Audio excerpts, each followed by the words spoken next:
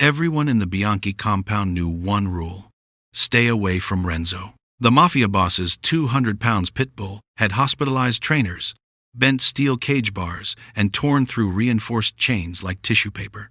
No one could approach him without risking their life. Not even the boss himself. So when the courtyard gate swung open one Sunday afternoon and a tiny 6-year-old girl wandered into his territory, the entire household went silent. Renzo raised his massive head. His growl echoed off the stone walls. Armed guards reached for their weapons. Security screamed for her to get back, but the little girl didn't run. She didn't even flinch. She just knelt on the hot concrete and began speaking in a voice so soft it made battle-hardened men hold their breath. Renzo stopped growling. His scarred ears pricked forward. And then, in a moment that made every gangster in Montgomery take a step back, the beast everyone feared slowly crawled toward her on his belly and rested his massive, scarred head gently in her tiny lap. Matteo Bianchi watched from his office window, frozen.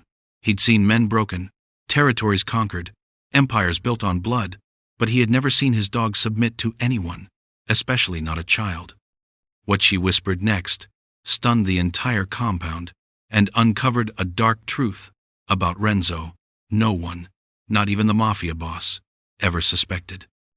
Stay with me until the end, because what this little girl knows about the pit bull will shatter everything you believe about loyalty and survival. Before we begin, don't forget to like this video, hit subscribe, and comment where you're watching from.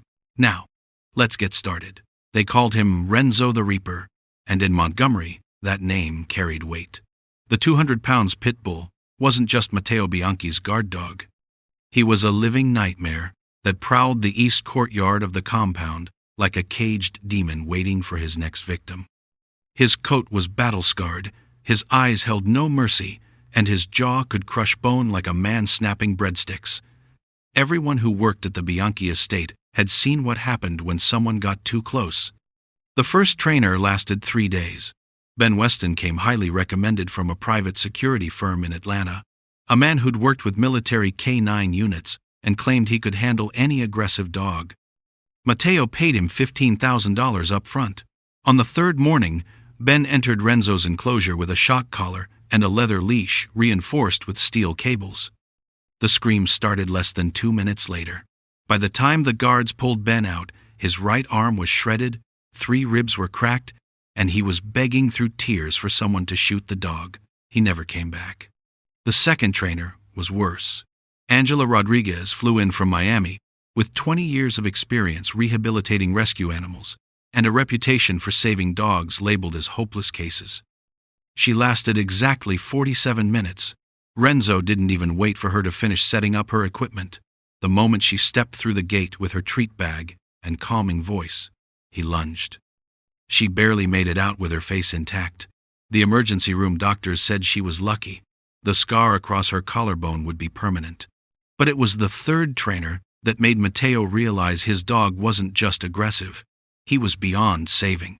Dominic the Hammer Castellano was a former Marine dog handler who'd trained attack dogs for Black Ops missions overseas.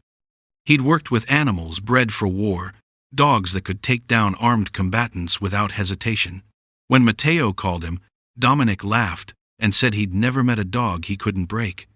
He arrived at the compound on a Tuesday morning with tranquilizer darts, muzzle gear, and the kind of confidence that only comes from never losing a fight.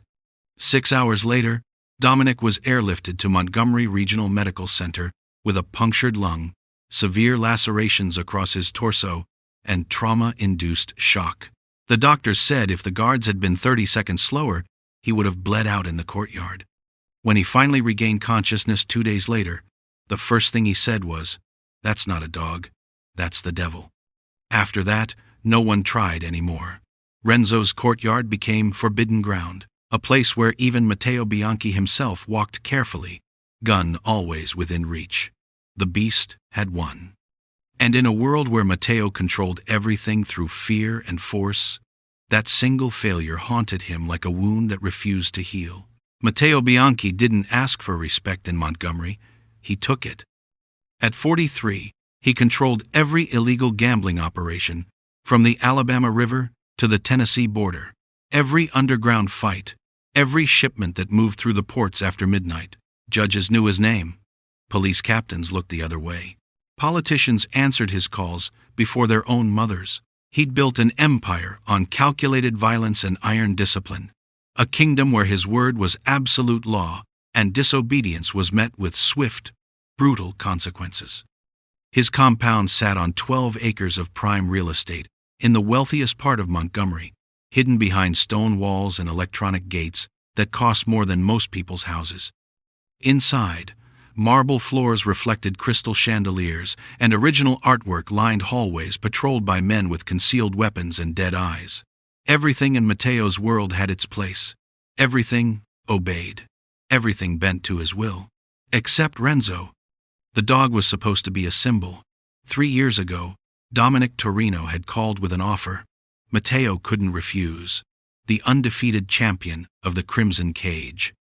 A fighting dog with a record so vicious that betting crowds would pay fortunes just to watch him destroy opponents in under 2 minutes. Matteo had paid $250,000 for that dog, imagining him as the perfect guard animal. A living weapon that would prowl his estate and remind everyone who entered that this was a place where only the strongest survived. Instead, Renzo became his greatest embarrassment.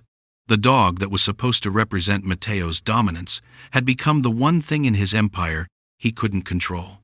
While his men followed orders without question and his enemies disappeared into shallow graves, that 200-pound pit bull did whatever he wanted. He destroyed everything Matteo sent into his courtyard. He turned trainers into hospital patients. He made Matteo Bianchi, the man who'd allegedly murdered a rival boss with his bare hands, walk carefully around his own property like a trespasser in his own kingdom. Late at night, when the compound was quiet and his business concluded, Matteo would stand at his office window and stare down at Renzo's courtyard. The dog would be there, pacing the perimeter like a prisoner plotting escape, his massive frame casting shadows across the stone. And Matteo would feel something he hadn't felt since he was a boy watching his father get arrested by the feds. Powerlessness. His associates didn't know. His men didn't speak of it. But Matteo knew the truth. Every dollar he made, every territory he claimed, every enemy he buried meant nothing as long as that dog remained untamed. Because in a world built on absolute control, the one thing you cannot dominate becomes the thing that dominates you. And Renzo, the beast he'd bought to prove his strength, had become the living reminder of his greatest weakness.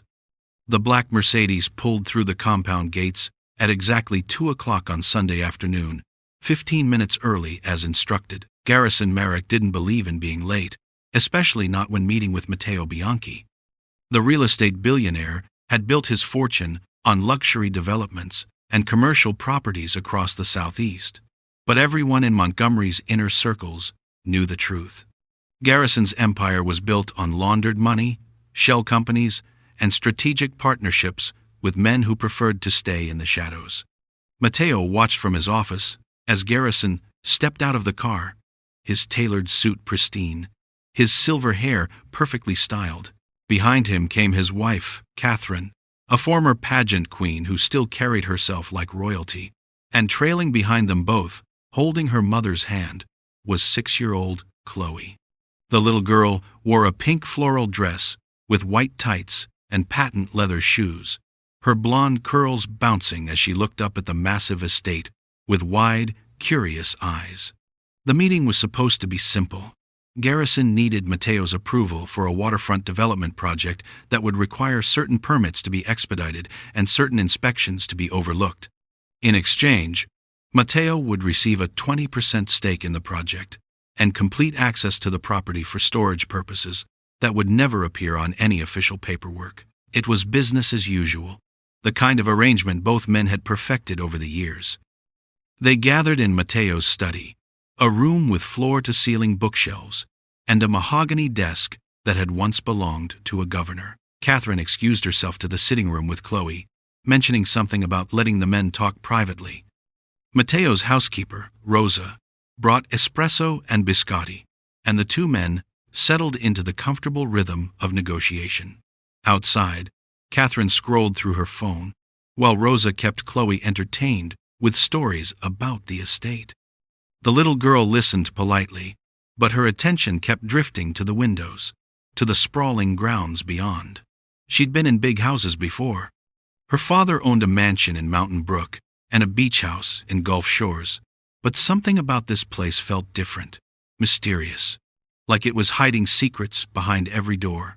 When Rosa stepped away to refill Catherine's coffee, Chloe slipped off the velvet sofa and wandered toward the hallway. Her mother didn't notice, too absorbed in an email from her interior designer. The little girl's shoes clicked softly against the marble floor as she explored, passing portraits of stern-looking men and hallways that seemed to stretch forever. That's when she heard it, a sound like distant thunder, low and rumbling, coming from somewhere beyond a set of glass doors at the end of a corridor. Chloe tilted her head, curious. She'd always loved animals, dogs especially.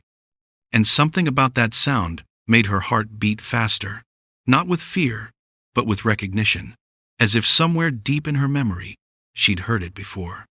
The hallway grew darker as Chloe moved away from the main rooms, the sunlight fading behind heavy curtains and closed doors. She knew she probably shouldn't be wandering, but something pulled her forward, that strange sound growing louder with each step.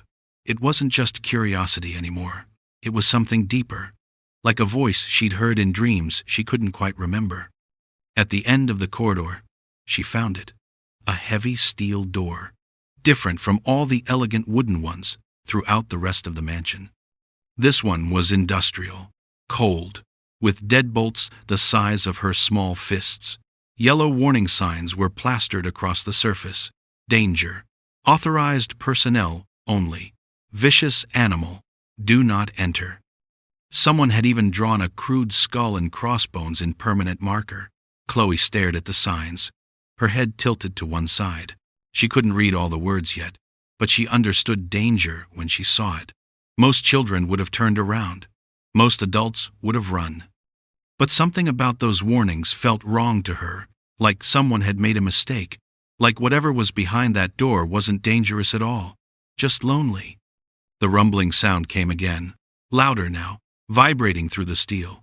Not a growl exactly, more like a question, like someone asking if anyone was there, if anyone cared. Chloe reached up on her tiptoes and touched the door handle. It was warm from the afternoon sun, streaming through a nearby window. She expected it to be locked, but when she pushed down, the handle gave way with a soft click. Someone had forgotten to engage the deadbolts. Or maybe they thought no one would be foolish enough to try. The door swung open slowly, hinges creaking, revealing a stone courtyard bathed in golden sunlight. The space was larger than she expected, maybe 50 feet across, surrounded by high walls topped with security cameras. In the center stood a massive covered structure, something between a cage and a fortress, with chain link reinforced with steel bars. And inside, watching her with eyes that reflected the sun like amber glass, was the biggest dog Chloe had ever seen. He didn't move at first, just stared at her from the shadows of his enclosure, his muscular frame tense, his scarred coat telling stories of violence she was too young to understand. His head was enormous. His jaw could have fit her entire arm, and every instinct bred into him for survival screamed danger to anyone with sense. But Chloe didn't see a monster. She saw something else entirely. Something in his eyes that made her chest ache. A sadness so deep it reminded her of the nightmares she sometimes had. The ones where she was small and cold and alone in a dark place that smelled like rust and fear. She stepped through the doorway into the courtyard, the steel door closing softly behind her with a sound like a prison cell locking. Renzo's body went rigid the moment the little girl stepped into his courtyard. His muscles coiled like springs, his lips curled back to reveal teeth designed to tear and destroy. The growl that erupted from his chest was deep enough to shake the stone beneath Chloe's feet, a sound that had sent grown men scrambling for their lives. In the main house, a security camera caught the movement. Within seconds, alarms were blaring silently in the guard station. Marco, the head of compound security, looked at his monitor and felt his blood turn to ice. a child, in Renzo's courtyard, alone. He grabbed his radio, already running. 2 other guards burst from their stations, weapons drawn. In his study, Matteo's phone buzzed with an emergency alert. He looked at the screen, saw the camera feed, and the espresso cup slipped from his fingers, shattering against the marble floor. But in the courtyard, time moved differently. Chloe stood perfectly still as Renzo launched himself against the reinforced gate of his enclosure, the metal groaning under his weight. His barking was explosive, violent, the kind of sound that was supposed to trigger every human survival instinct to run, to hide, to get away before the predator strikes. Chloe didn't run. She didn't even blink.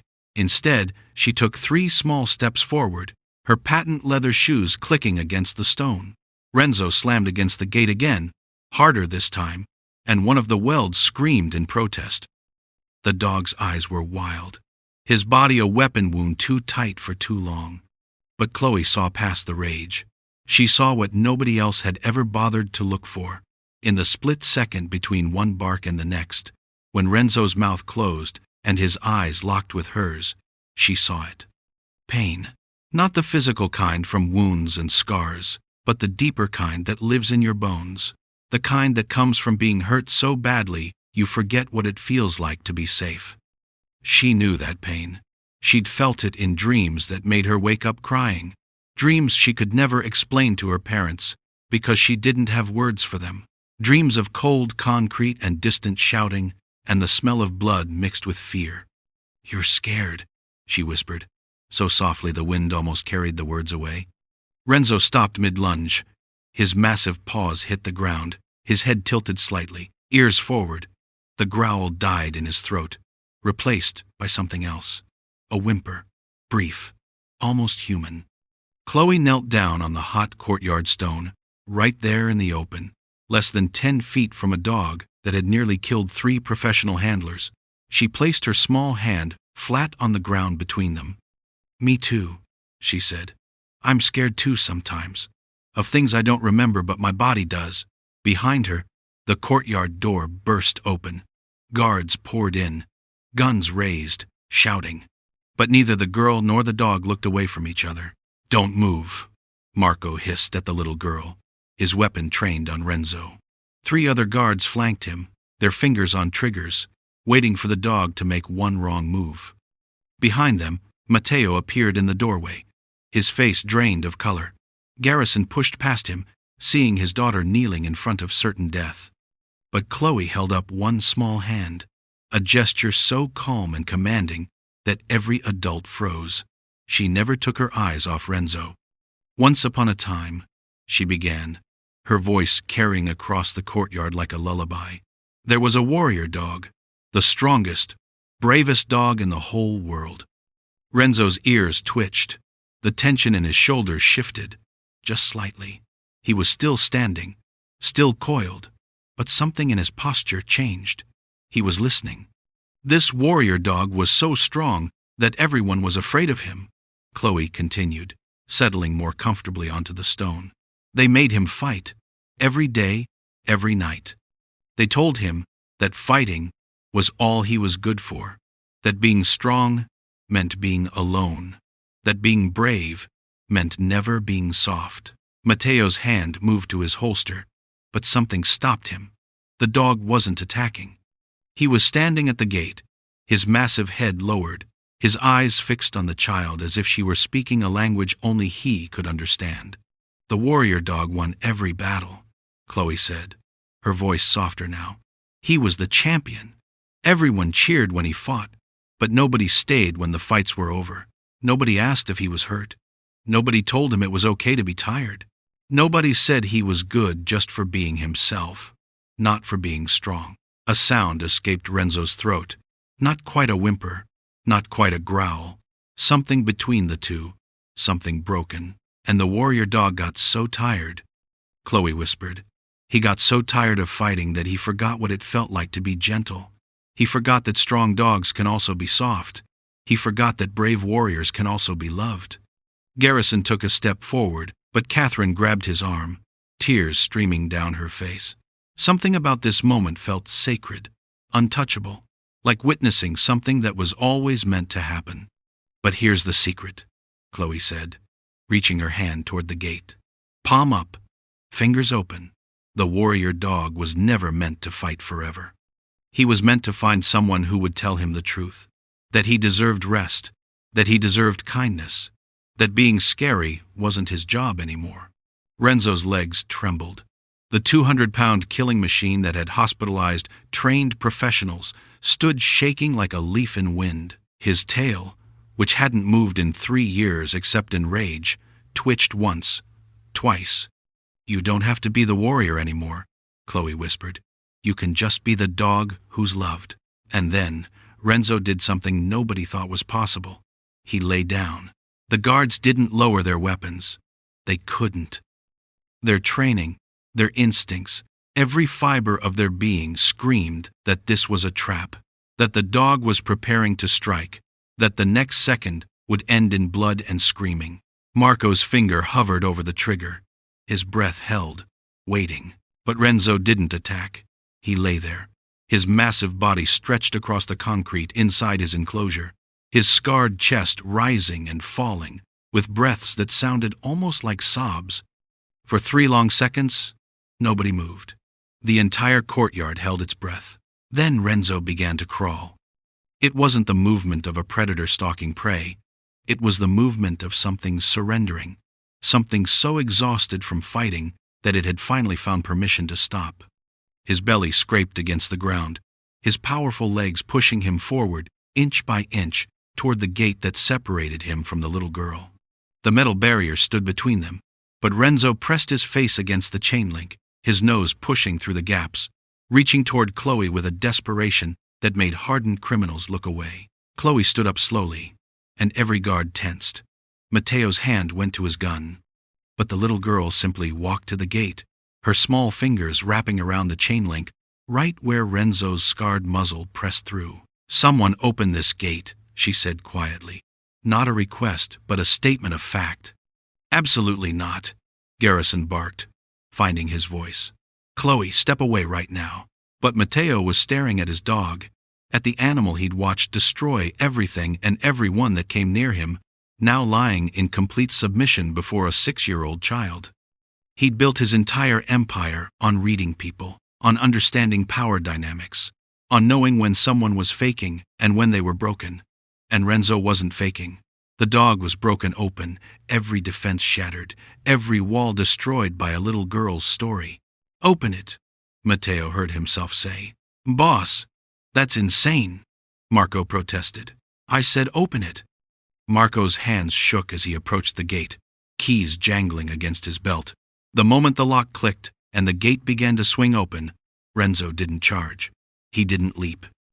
He simply crawled forward, dragging his 200 pounds across the threshold that had been his prison for 3 years, and placed his enormous, battle-scarred head directly into Chloe's lap as she knelt to meet him. The sound that came from the dog was something none of them had ever heard before. A whine so raw, so filled with relief and grief and gratitude that Catherine began sobbing openly. Chloe wrapped her small arms around Renzo's massive neck, her fingers stroking his scarred ears, and the beast everyone feared began to cry. His tail wagged, slowly at first, then faster, sweeping across the stone like a metronome, keeping time with a heart that was finally allowed to feel safe. Marco lowered his gun, his hands trembling. "Boss," he whispered into his radio, his voice cracking, "you need to see this. The dog is crying." Mateo couldn't sleep. At 2 a.m, he sat in his study with a glass of bourbon he hadn't touched, staring at the security footage from the courtyard on repeat, watching Renzo surrender, watching a child accomplish what professional trainers, shock collars, and tranquilizer darts couldn't, watching his carefully constructed understanding of power crumble in less than 10 minutes. There had to be an explanation. Dogs didn't just change like that. Not dogs like Renzo. Not animals bred and trained for violence. Mateo had seen enough broken men in his life to know that trauma didn't heal with a bedtime story and gentle words. Something deeper was happening, something he didn't understand, and Matteo Bianchi didn't tolerate mysteries in his own house. He picked up his phone and scrolled through his contacts until he found the name he needed: Dominic Torino, the man who'd sold him Renzo 3 years ago. The call rang 4 times before a groggy voice answered. "Do you know what time it is?" "I need to know everything about the dog," Matteo said. "No greeting, no apology. Everything you didn't tell me when you sold him." A long pause. Matteo could hear Dominic sitting up, probably lighting a cigarette, buying time to decide how much truth to share. What happened? A 6-year-old girl walked into his courtyard today. He didn't attack. He surrendered to her like she was his long-lost owner. The silence stretched longer this time. When Dominic finally spoke, his voice was different. Careful. What was the girl's name? "Why does that matter? Just tell me." "Chloe. Chloe Merrick." Matteo heard something that sounded like a sharp intake of breath. Then a whispered curse. "Jesus Christ! After all this time, what are you talking about?" Dominic exhaled slowly. "That dog came from the Crimson Cage. You know that. What I didn't tell you was that he was unmanageable even there. He'd fight, sure. He'd destroy any dog they put in front of him. But between matches, he was a nightmare. Attacking handlers, refusing food, destroying his cage. They almost put him down a dozen times. Get to the point. There was only one person who could calm him. A homeless kid, maybe 5, 6 years old at the time. She lived in the alley behind the warehouse where we ran the fights. Nobody knew her name. Nobody knew where she came from. The handlers called her the Ghost Girl because she'd slip in at night and sleep near the cages. The dogs would go crazy for everyone else, but when she was there, they'd go silent, especially Renzo. Matteo's grip tightened on the phone. What happened to her? The night the feds raided the operation, she vanished. We all scattered. I heard social services found her 3 days later in an abandoned building, traumatized, wouldn't speak. They never identified her family. Figured her parents were probably dead or in prison. The bourbon glass slipped from Matteo's other hand, shattering on the floor. Matteo spent the rest of the night making calls, pulling strings, accessing records that weren't supposed to exist. By dawn, he had the truth laid out in front of him, like pieces of a puzzle he'd been too blind to see. Chloe Merrick, adopted by Garrison and Catherine 4 years ago after being found by Child Protective Services. No birth certificate, no records before age 2. Found in an abandoned warehouse 3 blocks from where the Crimson Cage had operated, suffering from severe trauma and selective mutism that took 18 months of therapy to overcome. The Ghost Girl, the only person who could calm the fighting dogs. The child who'd survived in the shadows of an illegal operation that manufactured violence for profit. And Renzo, the champion who'd been separated from her the night everything burned down, who'd spent 3 years in a rage, not because he was evil, but because he'd lost the only source of gentleness he'd ever known. When Garrison arrived at the compound Monday morning to discuss what had happened, Matteo met him in the courtyard. Renzo was there too, sitting calmly beside the same bench where Chloe had told him her story, his tail wagging softly, as if waiting for her return. "I know who your daughter is," Matteo said quietly. "I know where she came from." Garrison's face went pale. "We don't talk about that," the therapist said. "She doesn't remember consciously, but her body remembers. Her soul remembers." Matteo looked at Renzo, at the dog who'd been impossible to tame. They survived the same hell. They protected each other when nobody else would. That's why she could reach him. "What are you saying?" "I'm saying the dog belongs to her." Matteo pulled an envelope from his jacket. Inside it, the full ownership transfer paperwork, already signed. He always did. "I was just keeping him in a cage he didn't deserve, the same way someone once caged her." Garrison stared at the papers, then at Renzo, then back at Matteo. "You're giving her a 200-pound fighting dog?" "I'm giving her back her friend, the one who kept her alive when she had nothing, the one who recognized her even after years apart." Matteo's voice cracked slightly. Something that never happened. something he would have killed a man for witnessing just days ago. I've spent my whole life believing that power meant control, that strength meant making others fear you, that loyalty was something you beat into people until they had no choice but to obey. He watched Renzo's tail wag harder, the dog staring at the compound entrance as if he could sense Chloe would be coming back soon. But that little girl taught me something I should have learned a long time ago. Real power isn't domination. It's having the strength to be gentle when the world expects you to be cruel. It's having the courage to show mercy when everyone tells you to show force. When Chloe arrived an hour later with her parents, Renzo stood immediately, his entire body vibrating with joy. The little girl ran to him without hesitation, wrapping her arms around his neck, and the dog who'd once been called a monster pressed his face against her shoulder and made a sound like he was finally home. Matteo watched from his office window as Chloe played with Renzo in the courtyard, the dog gentle and protective, lying down so she could climb on his back, following her everywhere like a shadow made of loyalty and second chances. The beast who couldn't be tamed had never needed taming at all. He just needed to be loved by the one person who understood that, beneath the scars and the rage, was a soul that had fought too long and finally deserved peace. In the end, it wasn't Matteo's empire, his money, or his power that had mattered.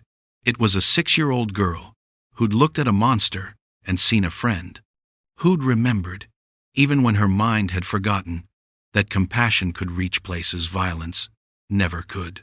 And in saving Renzo, she'd saved something in Matteo too, the part of him that had forgotten what it meant to be human. 3 months later, Renzo became Chloe's constant companion, walking her to school, sleeping outside her bedroom door, proving every single day that the most dangerous dog in Montgomery had simply been waiting for the person who would finally set him free.